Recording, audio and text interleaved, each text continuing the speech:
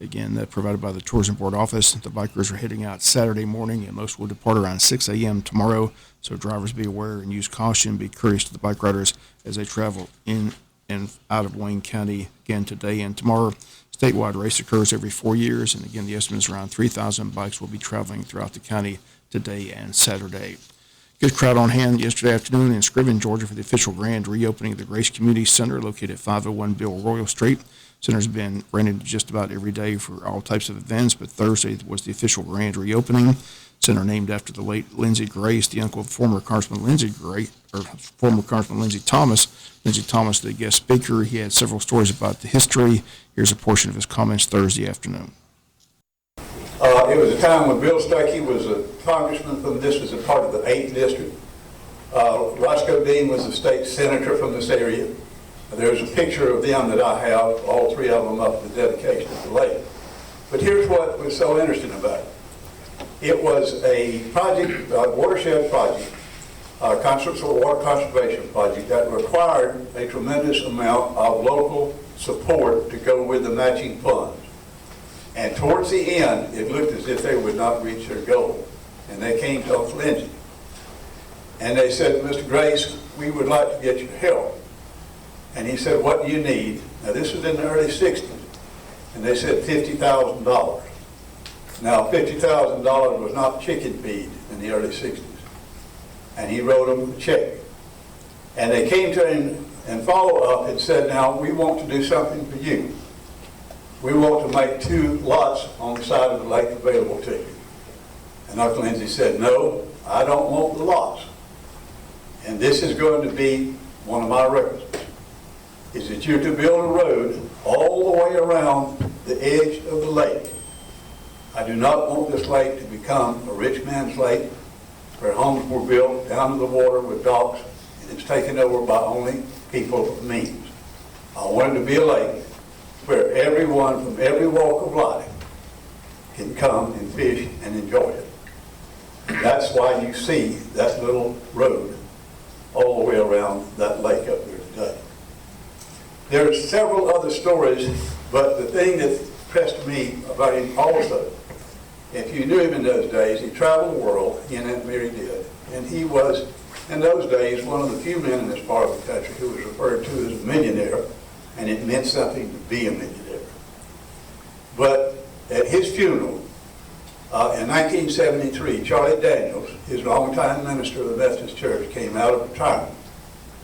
And this thing that he said about him, I think, was really some of Uncle Lindsey and his love of his community. He said, Mr. Grace could have lived anywhere in the country, in the state, or in the world that he wanted to live. And he chose to sell the house on St. Simon's Island to come back here to Grace Acres Farm, where he had been raised, and to live out the last of his days right there. So I want you to know that the extended family appreciates it. All of his friends that that some of you knew a lot about him, a lot of you didn't know him, but they all would know that his joy would come from seeing you gathered here in a place that's been so well kept and so well utilized. And it would give him all of the pleasure, far more than having his portrait hung. But thank you for doing that as well. And once again, those comments of Lindsey Thomas Thursday afternoon at the grand reopening of the Grace Community Center in Scriven, Georgia, again, 501 Bill Royal Street. And once again, the state center is open for rentals. If you need more information about that, call Scriven City Hall at 579-2211. We'll be back with more news after this word from our sponsor, their commercial messages, so please stay tuned. Advanced voting begins Monday, June 13th. Will run for 1 full week up until Friday of next week, June 17th, at the Hall Richardson Recreation Center. The time next week will be from 8 a.m. to 5 p.m. Here locally, there's only one local runoff. That's on the Republican ballot in District 1 to decide who's going to be the new county commissioner come January. Mike Gordon and Brian Griffiths both are in the runoff, and they'll join us next week on the World Famous Butch and Bob Show. Monday, we'll have Brian Griffiths in studio. Tuesday, Mike Gordon. Both men advanced to the runoff. Again, the date for the primary runoff election date is Tuesday, June 21st, but early voting begins next week and runs for 1 full week. The key will be who can get the voters out as a low turnout is expected, as typically with runoffs and special elections, especially with just one race on the ballot.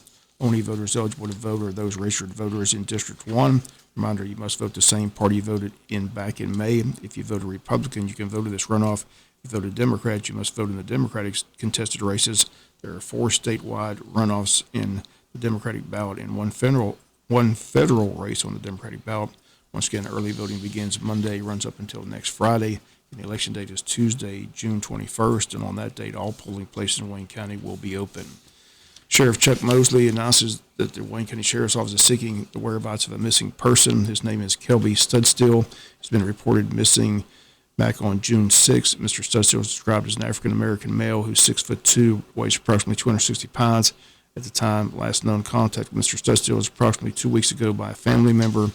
He may be in McRae or Eastman, Georgia. Mr. Studstill may also be driving a blue in color 2020 Nissan Altima. If anyone has any information about his whereabouts, they're asked to contact Detective Brandon Sellers at the Wayne County Sheriff's Department at 912-427-5970 or 912-427-5992. The Jesup Police Department reports that back on June 3rd, they responded to a 911 call for a report of an armed robbery at the Marathon gas station located at 210 US 301 in Jesup. Approximately 11 p.m., 2 masked gunmen entered the store, held the cashier at gunpoint. One gunman then walked around the counter and struck the cashier in the face with his gun and took the cash out of the register. Both gunmen then left the store. Detectives and officers began an investigation, which led to the gunmen being identified as Aquarian Quay Tippins and Derek Deuce Herrera.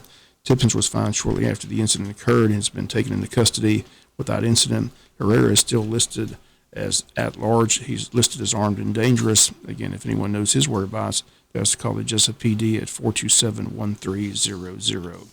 Georgia Public Schools will not be scored for their students' results on a state standardized test this year as the federal government continues to relax stance on accountability due to the COVID-19.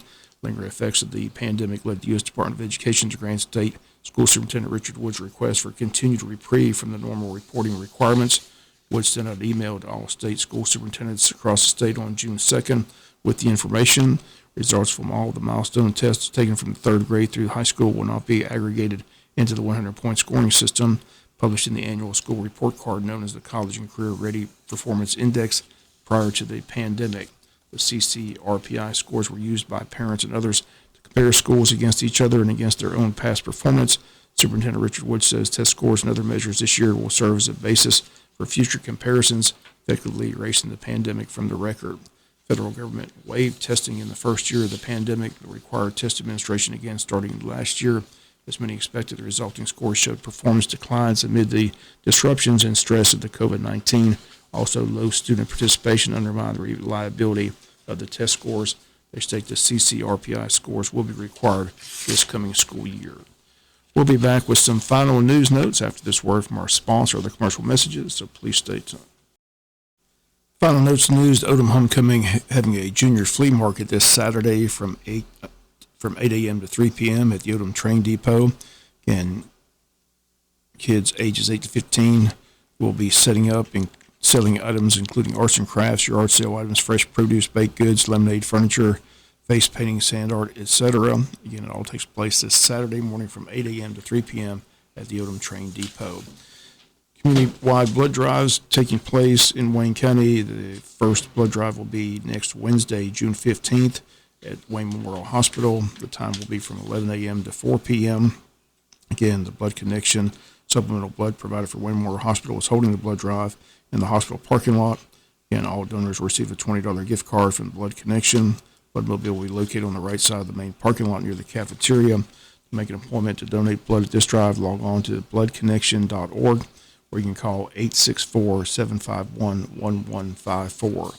Also, a community-wide blood drive a week from Monday. It'll be Monday, June 20th from 1 to 6 p.m. at Jesup Calvary Baptist Church Gymnasium. Again, sponsored by the Jesup Shriners Ladies Auxiliary. They ask you please visit redcrossblood.org, enter Jesup to schedule an appointment. And that blood drive set for Monday from 1 to 6 p.m. June 20th at the Calvary Baptist Church Gymnasium. Tickets still on sale for the Wayne County Chamber of Commerce's 10th Annual Legacy Dinner. If you need a ticket, call the Chamber at 427-2028. Tickets are $75 each. The Chamber asks that you RSVP by June 17th. The date of the event is Thursday, June 23rd at Coastal Pines Technical College.